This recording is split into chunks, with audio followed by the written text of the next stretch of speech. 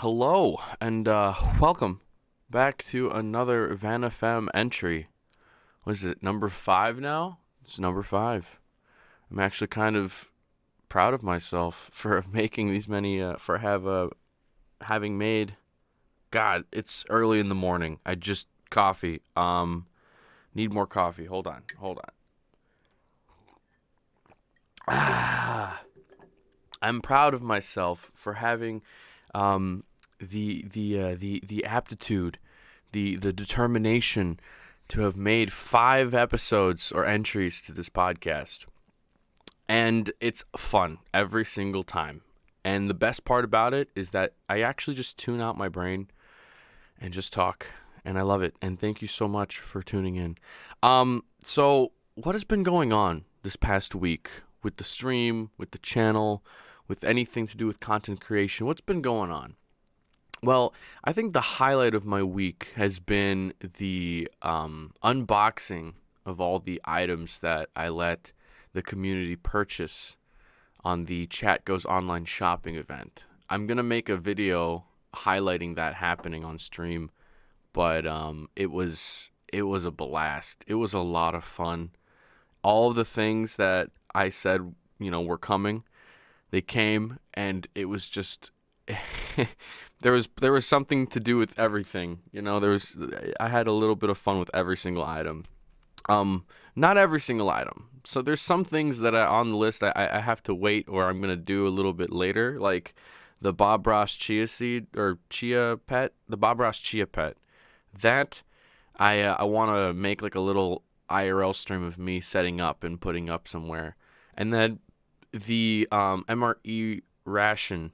I have to do that as well. I want to do that outside. I didn't want to cook an MRE in my office because you have to handle, I think, some sort of like chemical or like something like that creates the heat to cook the food, and I don't want to mess with that and then stink up the office or whatever. But it's beef ravioli and meat sauce.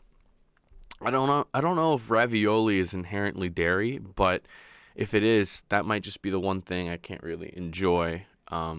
But I'll at least try to get my parents or my family members or my brother and sister to try the MRE with me on the day that I IRL cook it. But it's been a lot of fun. That entire event, all of the items, the mini Danny DeVito cutout, the cat bust that holds tissues, everything was just awesome. The ocarina. I've just been having an absolute blast with all these items, even off stream. They are just a pleasure to have around on the table here. The squirrel, handy squirrel. It's like this little tiny, like, it's like 5 limbs. It's like four arms. 4 arms you can put on your fingers, and then a head you can put on your middle finger, and then your hand turns into a little tiny squirrel. And it's just adorable. I don't know. There's something about creatures with big black eyes. It just looks so cute and adorable. And it's very lifelike, this like squirrel head that came. It's very lifelike. It's very creepy. Sometimes when I have it just sitting on the desk, because it's like perfectly chopped at the neck, so it looks like the squirrel's kind of poking its head out of like a black cartoon hole. It's very weird, but that'd be a really fun little picture to take one day. Um, so I had a lot of fun with that. It was definitely something I think I want to do again with the community. I think this time I'll probably just up the wallet, the amount of money that they can spend, because it'll probably be some more cool stuff. Although, if I were to come up with some rules for it, probably number one is that no, I can't buy anything I've already bought. So I'd have to have like a cross-reference sheet for things that I've already bought, because I don't think buying another MRE would be fun. I don't know yet, but for sure I know buying like another ocarina wouldn't be an idea, like a good idea, because I don't want to now start stocking up on ocarinas. It's really fun, the ocarina. I've always wanted one. To be honest, I've always wanted one. They're very cool looking. Although I did not expect it to be so well made. It's like it's ceramic. It's this really cool, like, literally cold instrument, and it's just so beautiful, and when you knock against it, or it's like when it hits like something, it feels so fragile and precious. I actually thought the ocarina was going to be plastic and just like whatever, or at least like the cheap wood, like an actual like recorder level, like third grade recorder level plastic or something like that. But it's really awesome. I think it sounds airier than my recorder too, which is pretty neat. So I'm gonna try and learn some songs on it because it's smaller than my recorder. Well, I don't know. I guess they're both very easy and compact to store, but um, I like it. I like it. It's really cool. There's a lot of songs to be learned on there. I've been very music crazy. Maybe I talked about this on the last podcast episode, but I've been very musically inclined lately, and I don't know why. I don't think I usually am like a musically inclined, like a person who kind of leans that way. I mean, I guess like I listen to a lot of music and music moves me, and I like to whistle and I like to hum, but I never really thought I'd be like one to pick up an instrument and really learn it, or be eager to take lessons about an instrument or about music theory. But now it's kind of like it's growing on me the more I do it. I have this really old banjo. It's I think I've already talked about it, how I bought it off this old guy and everything. I looked it up. It's a banjo from the 50s or 60s. It is. This company made these banjos. Like I looked up some banjos that some gentleman had, and it looked exactly like mine, and they were advertising it as like a banjo from the 60s. And I'm like, wow, I have like a pretty neat instrument here. I need to take better care of it. Maybe even try to restore it to some like higher beauty that it once had. But it's been really fun. Like usually when I've picked up an instrument in the past, I've usually picked it up for my stream. Like I won't lie, my didgeridoo. I thought I fell in love with how a didgeridoo sounded, but I was like, you know what, this would be a hilarious instrument to play whenever somebody subscribes or follows. Like, and I'll play a didgeridoo. That quickly fell apart, or at least streaming late at night fell apart with that because I didn't want to just start blowing a horn late at night while my entire family's sleeping. But I did pick up that instrument to play it on stream. Same thing with the guitar. I mean, I picked up a guitar way earlier back in the day, but then I was like, it'd be fun to just kind of like strum a guitar every now and then on stream. And so I started picking up an acoustic guitar and, just like one by one, it's like I've just been picking up these instruments. And because I don't think I've ever really been very into trying to learn the instrument, I'd probably drop it after a week or two. But this banjo, I don't know, there's something else about it, and something maybe at this point in my life, I'm very motivated and inspired to do this, to play an instrument and really learn how to play it this time and not just give up. I've been playing it daily, and it's like even when I'm not streaming, like and when I'm just chilling, it's almost like a meditative thing for me now too. Like while I'm learning or practicing my clawhammer strumming, it's like it's kind of because the whole my whole point or the whole thing I'm trying to do is just get my hand to be mindless with the strumming pattern. Just be absolutely like I don't need to think about it anymore. And when I start to like enter that zone, it's beautiful. I feel like it is something that's meditative for me. And so I'm really enjoying it and I've been getting better every single day and I can feel it. Like the first day I tried, I was like frustrated with myself because I'm like this is impossible. How do all the dudes on the internet play the banjo like this with the clawhammer and where you're only striking down on the string with your fingernail and like and you're not using your it's like your thumbs just pluck in one string only and it's only actually just it's like complicated but very simple at the same time. At least it was for my little brain. And then it's like the next day I wake up and I pick up the banjo and I'm playing it in bed and I'm just like, okay, you know what? I'm hitting the note more clearly. I'm strumming more clearly. Like next day it's like, okay, I'm getting this now. I'm way better than I was when I first started this little technique. I guess there's something in that, right? It's really it's I understand practice makes perfect, it's such a cliche. Everyone talks about it. Everyone talks about it. Everyone mentions it. It's honestly it's a fact about life and humans. We get better at what we do the more we do it. And it's one thing to understand that cliche and know it exists and be like, "Oh yeah, I guess you're right." But then it's another thing just to be like to spot it in life in such a small way. I guess there's something special about that to me. It like clicked in my brain a little differently this time.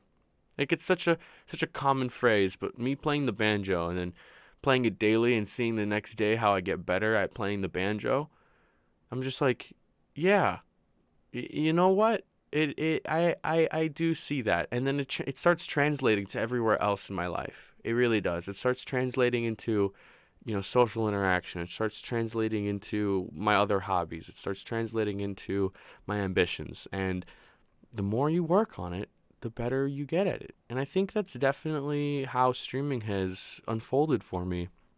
You know, I think back to when I first began streaming. Um, my friend Spencer pushed me to do it, and at the time, him and I think, were both just like freshmen in high school. I started streaming at a very young age, and I don't remember exactly what it was that he introduced me to Twitch, and I don't know exactly what it was that he showed me. It was either chat plays like Mario or like a goldfish plays Pokemon, like one of those things. It was really cool stuff. But then I started looking into it more, and I'm like, oh wow, like people are playing, all these different games and stuff like that, and they're streamers. It's like pretty cool. It's like this is live. This isn't like this isn't a video. This isn't like YouTube, which I was very familiar with at the time. And I don't know what it was, but some sort of spark in me imagined myself streaming, and I kind of was happy. I was like, oh, that's pretty cool. That's like I feel like that my imaginary self doing that right there is enjoying it, and he's like happy with it. So I guess I just wanted to try it out, and definitely me today compared to Ivan back then. I think there's a world of difference in not only just the quality of the stream, but the attitude and the mental program that's running with streaming. It's crazy. It's crazy. I always think back to it. I think one of the biggest examples of practice makes perfect, or whatever, like practice makes better. One of the biggest examples in my life of that is my stream, because I think there's a very clear progression. There's a very clear visual progression of my skill at with graphic design, with setting up OBS and knowing how to use it effectively and masterfully. And then there's just a visual progression of like my maturity in my work. I like it. I really like it. I always look back. I have a lot of old highlight videos that I have on my YouTube channel, which I've privated or unlisted or something like that. And I always look back and I'm like, wow, I can't believe that was me and that's how my stream looked. But I'm so happy that I'm past that, and I'm so happy I went through that. I think one of the biggest, um, that's one of the biggest hurdles, is just the long, the what's not longevity, but the amount of time you have to put into this. That's one of the biggest hurdles, I believe, for new streamers and I think it gets harder over time, especially as it becomes more popular. Maybe, maybe not. A lot of people think it's this, that, or the other with your quality or how much you're putting yourself out there and things like that. Like, yeah, it all makes sense. If you don't put yourself out there, you don't get found and things like that. But at the end of the day, it really comes down to luck too. It really does. It's hard to deny that. It does come down to luck. You got to make sure you have all the other right pieces of the formula already ready and stuff like that. But then it comes down to just luck. Like, where are you going to get spotted and when are you going to get spotted? It might be a very long time for now. It might be very early on. It really might. I've known a few streamer friends who have taken off, and they've been doing great, and I'm happy for them. And I feel like I'm taking off now. It's just luck. It's just luck. You gotta wait for the right time and just continue being a good person, continue being a good streamer, continue, um, you know, putting forth that creative effort, that quality that you strive for. At least I strive for it. So it's one of the biggest hurdles is just the time. You know, the time.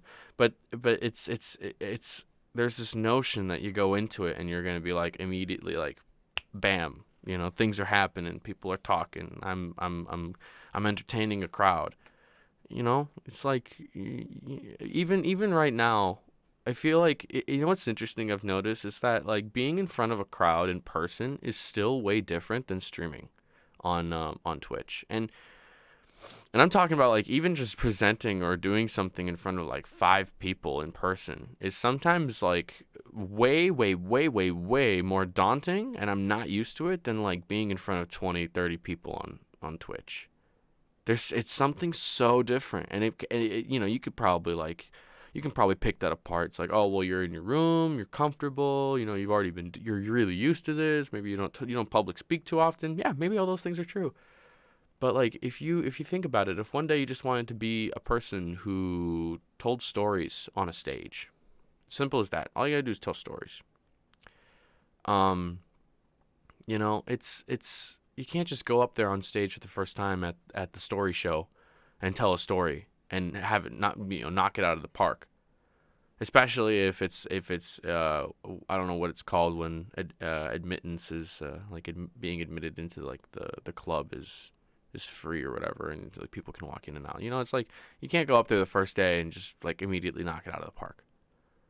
Probably not even the second day, the next week, the next month. Probably going to take you a while to get really good at that and really comfortable at that. And then just you start riding the rhythm and you start hitting all the right notes, and you know when to hit those notes and what notes to hit, and you ride that rhythm, and then you start seeing a little bit of an outcome, an output in your input. You know, it's a hurdle. It's that time that you got to put something into it. You got to keep putting things into it. You know.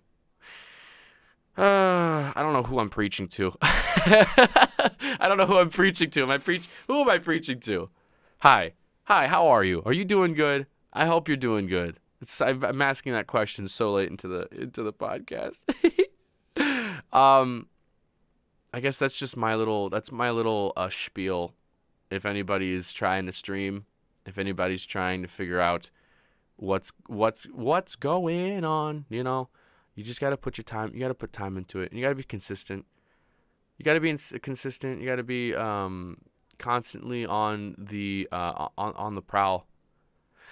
I don't know. Like if we're talking about the formula, if you've got the time and you're just waiting for the luck and the time, and you've got those two, what else could you be working on to make sure that the formula is like set up and ready for when luck gets introduced? You've got to be consistent with your content, whether it's uploading YouTube videos, or putting out streams, or both. If it's a combined effort for you, then just be consistent. And make sure you're active, you're out there. Be interactive. And this is my formula for being like a variety streamer, or being someone who's not really focused on being a competitive streamer, because I think that's a whole other beast that I definitely could attempt, but I don't want to, because I think trying to play a game competitively in like esports fashion and being the best at a game, that's a little bit too annoying and difficult and harsh, and it's not the right vibe I'm trying to get. If I was a competitive like CS:GO streamer, and let's just say like it was far more successful, and there was large crowds always watching me on Twitch. I had deals, I was making money, all that stuff, and I just had to be like really, really good at the game I was playing. And like the one thing that I had to make sure was like in this deal, like if I was just really good and I had this huge crowd and I was getting money for being a professional CS:GO streamer, I just have to like focus on the game and not focus on chat. I would hate that. I wouldn't take that deal.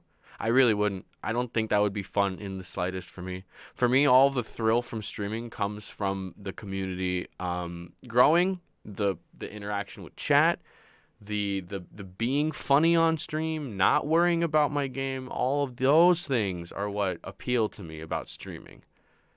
So it's hard to pinpoint what somebody wants when they ask me, how do you stream and what do you have to do and stuff like that, like how, teach me things. And I'm like, I'll tell you how I do it, but maybe it's not what you want. So it's difficult. At that point, I think it's a whole other beast. I wouldn't say it's more difficult.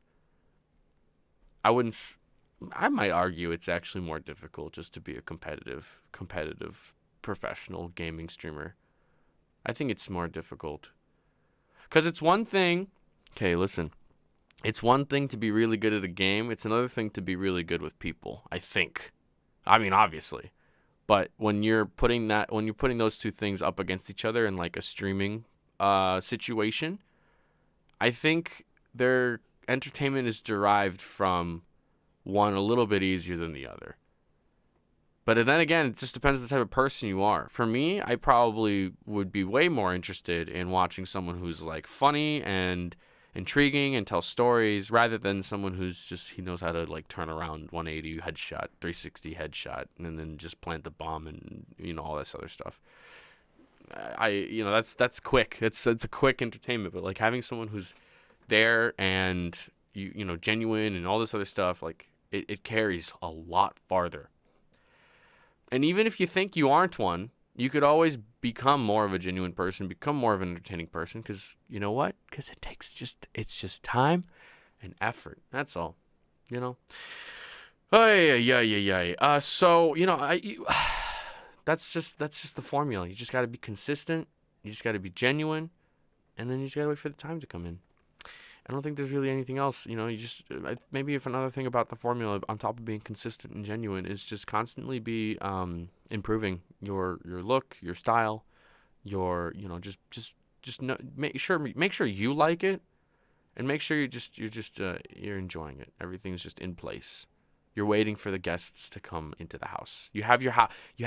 That's a good analogy. All right, streaming is like having your door open. Oh, I used to use this analogy actually. Okay, this is how I kind of look at streaming. Okay, I look at streaming this way. Like imagine a nice, wonderful evening. It's actually nighttime. The moon's out. The streets. You're in the suburbia. You're in suburbia. That's what it is. Okay, you're in suburbia. It's a Friday night, and you've got this nice white picket fence house or whatever. It's a cool house. Let's just say it's a cool house. You got this huge cool house, and people are just walking down the sidewalk because they're enjoying their stroll. They're walking down the sidewalk outside, in suburbia. There's trees. It's a beautiful sight, and your door is open. You decide to open your door. You're just sitting in your living room. You've got like a deck of cards in your hand. You're just playing. You're just chilling. And let's say like somebody walks into your house. You're kind of like just you're making it so that everyone's welcome to walk into your home. Everyone's welcome. And somebody walks into your house and they sit down at your dinner table and maybe they don't say anything. They're just watching you play cards. Are you just quiet and just playing the cards, not really doing anything? Okay, they're gonna probably walk out. And then that happened. But then like if you look at it differently, if somebody walks into your house and you're just kind of like talking through playing your card game, maybe making a joke about the Jack of Hearts or something like that, or the King of Spades, or putting numbers in a certain way just because you want to, and you're just like, oh, I find this fun, and you're just talking, maybe not even talking about cards, you're talking about whatever is going on in life. The person's going to sit down at that table and they're going to be like, okay, I'm listening to this random dude playing cards. And then maybe another person walks in, and another person walks in, and then before you know it, you're going to have a party in that house, because it's going to go from doing cards to maybe doing something else, maybe doing something with them, and you're just chilling and you're vibing. That's how I kind of look at streaming, in a different way. I like to make analogies. I know it might be really dumb. It might be really dumb, might be really corny. It might be just like, okay, why do you even need that analogy? It's what? Analogies sometimes help people understand things. It helps me understand things, and that's how I can kind of dumb down, or not dumb down, but like simplify how I look at streaming. Because I could just look at it like, oh yeah, I'm just sitting in my live channel and waiting for somebody to walk in, and I'm just gonna constantly be entertaining. It's just like my house, the lights are on, the sidewalk's clear, people are walking down it, my door is open, I'm just doing something at the dinner table. And some people walk in, some people walk out. They could walk in for so many reasons. They could walk in because they saw the house, they liked the way the house looked on the outside. They walked in because they saw me through the window. They walked in because they just, they maybe heard a cool song playing and they walked in. Okay? But then they walked out for many reasons. They could walked out because they weren't entertained.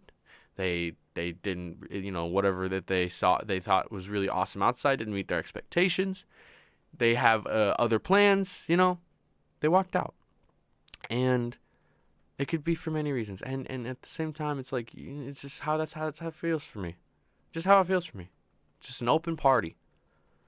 Now, there's a lot of other things that I would really like to try and morph into that analogy. Like, well, then how does how do I put it? I almost actually I just lost my train of thought. That's what it was. They walked in, they walked out. Regardless, it's just how I look at streaming. And I think it's a very cute way of looking at streaming. I really like that kind of way of looking at streaming. So, another thing I've been I've kind of had a little bit of a changing moment for. I really hope I'm not repeating myself every podcast, because I have a feeling every time that I said this on the last podcast. So I'm always like, now I'm getting a little bit more and more afraid of talking about it. I hope I don't turn into one of those hosts that just repeats the same exact stories every 5 episodes or something. But maybe not. I just got to be more conscious about what's been happening. One thing that I've been really putting forth, or not putting forth, one thing that's really something I've realized is that I don't have to be crazy or obsessed with constantly putting out something like on YouTube. All right, that was my biggest like kind of worry the last week, is that I wasn't really posting original YouTube videos as consistently as I think I should be. But at the end of the day, I shouldn't be forcing myself to post something every week like I wanted to. Like, ideally, like, I wanted to just post a video, an original YouTube video, something about me talking about something, me doing something, something funny, something whatever, some commentary, like every week. And even right now, when I'm proclaiming myself as a full-time content creator, it's difficult to do that, because I'm still going through school, and at the same time, like, full-time content creator doesn't mean I'm putting 40 hours in every week on something. Like, when you're, I think, a content creator, you're putting in like 60 hours a week on something, and usually, like, you have to if you're running this whole show by yourself. If you're making YouTube videos, if you're streaming, if you're posting on Twitter, if you're interacting with like your community, like, it's definitely like a 60, 70, 80-hour job, and I don't have that, especially with school. If I had school out of the picture, I probably would be able to pull all that off. But I'm really close to finishing school, so I'm finishing school. Then I'll be able to enjoy full-time content creation. So even though I'm saying I'm a full-time content creator right now, I'm just trying to do as much as I can. And I think the easiest thing for me to do is to stream heavily. But then I'm always worried about, well, if I'm streaming heavily and constantly, it's like I'm not putting anything on YouTube, and then I'm not getting, the discoverability that I want. And so I started fretting, and I was worrying about, like, if I was putting out enough YouTube videos.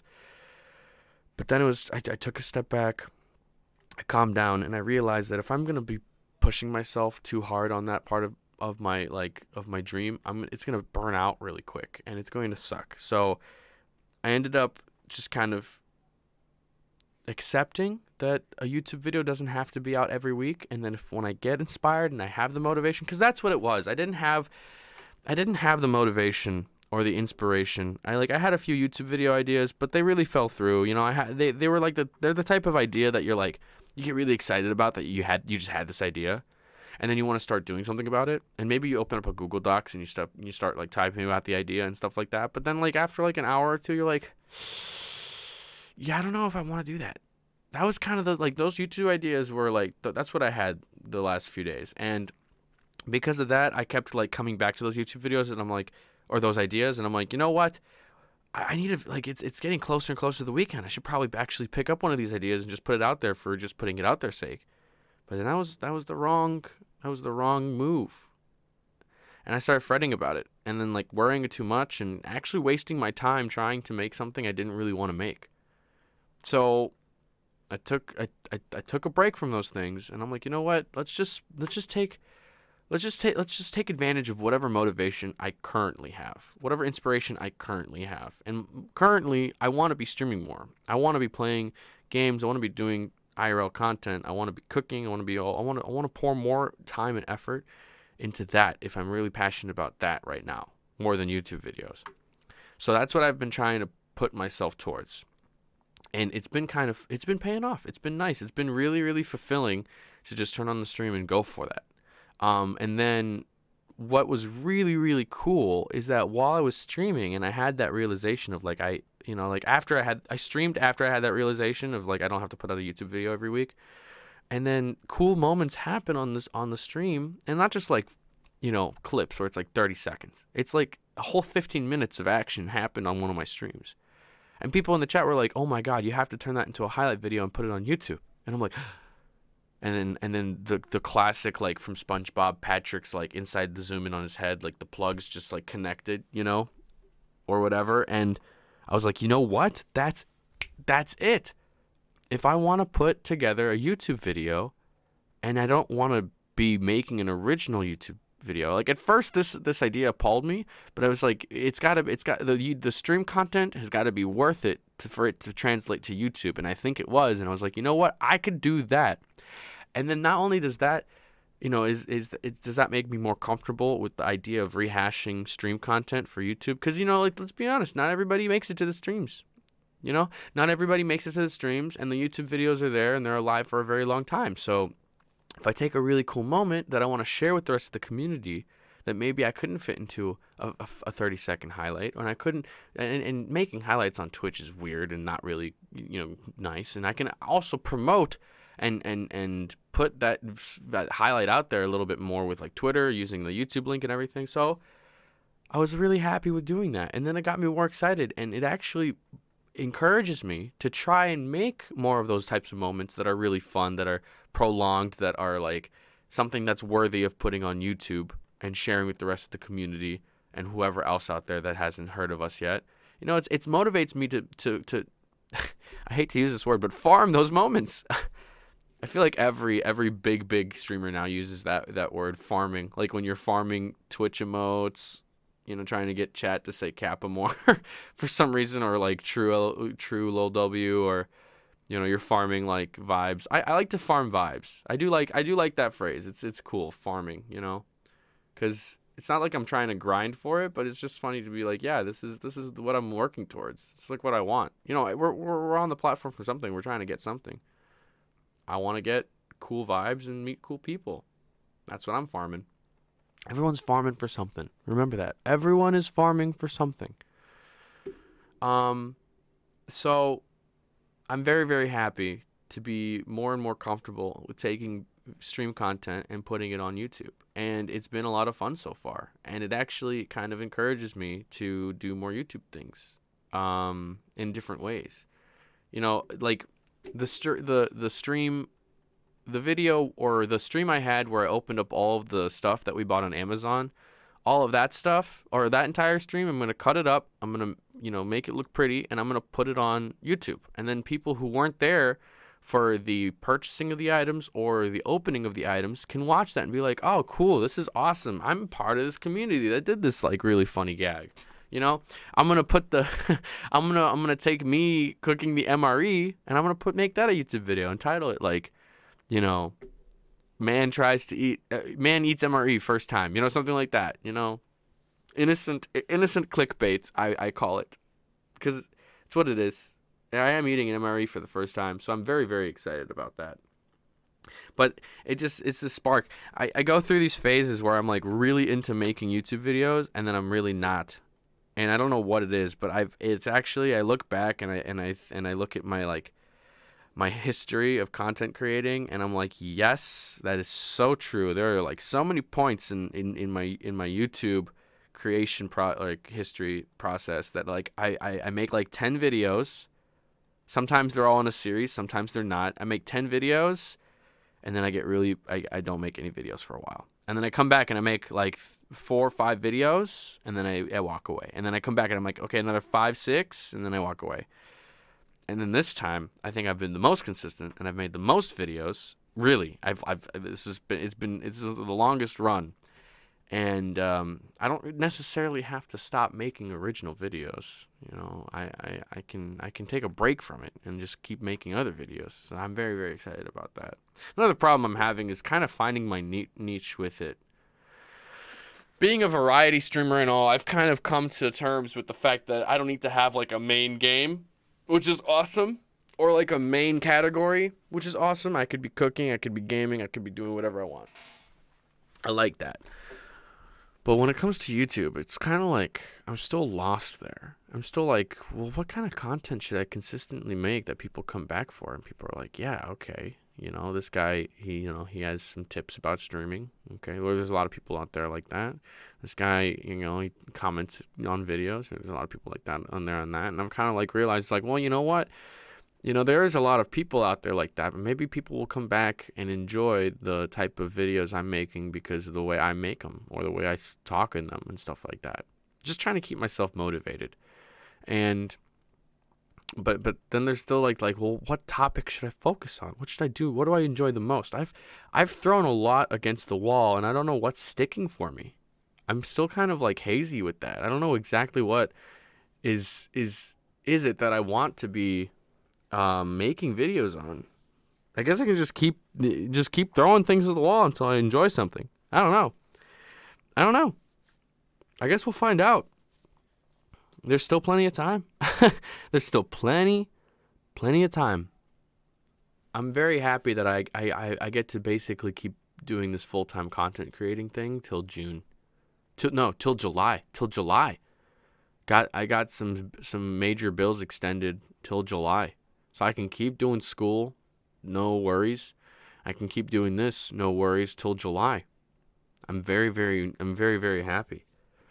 Although my hopes is that by the time July comes by, I'll have something that will be a good sign to let me go even longer. Because the thing about like what happens in July, Ivan? Well, my stay at home leave of absence, whatever, that I took from my retail job, it ends. No, actually, it ends June 26th, and then some bills are back in July. So, like, I do have enough saved up to not worry about paying for my bills, so I theoretically could take another few months off of, work. Maybe even think or maybe I have the idea of not ever returning there again, but I'm only going to make that decision if I see the sign that says yes, you're good, you're secure.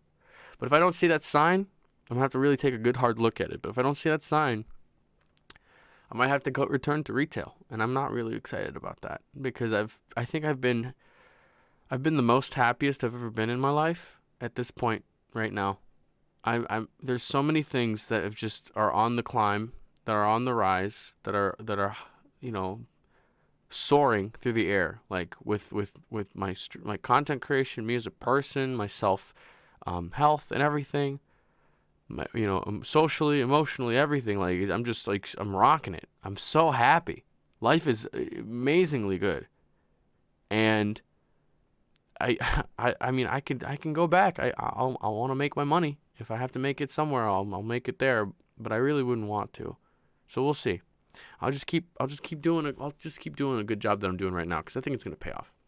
I think it's gonna pay off really, really well.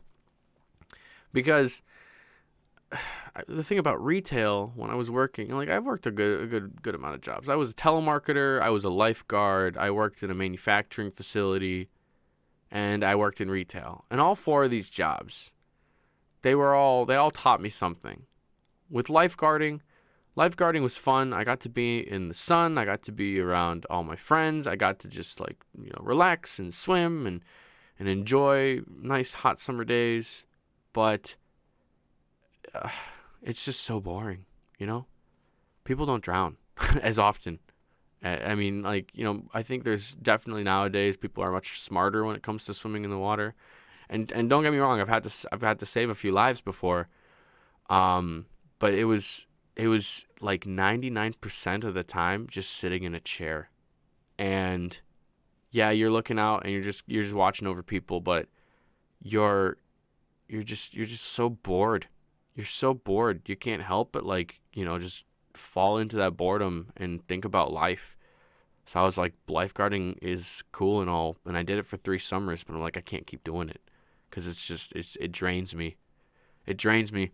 I'm an introvert. I like to be alone. I like to recharge, and I can't do. I like peace and quiet. I like to just relax sometimes, and I let my mind overthink or meditate. But being in a lifeguarding chair where you're surrounded by people and you have these like responsibilities burning, it's not the same. You can't recharge there. It drained me heavily. And then the manufacturing facility job, I got that through a friend, and it was really cool. But the thing is, it's like the way I kind of got set up in it is that my friend, who is a really great, smart engineer, and at the time this job was kind of like a mini internship for him, and he had to like go back to school, which was far away from where this job was. So he set me up to, because we took the same engineering classes, and he set me up to be like, his replacement basically. I had to, use some CNC machines and things like that, but I didn't really want to. I just wanted to work at like the plastic mold machines and take the molds out and like shave them and then put them away, or like to clean shit around the place or move pallets. Like I was just fine with doing that.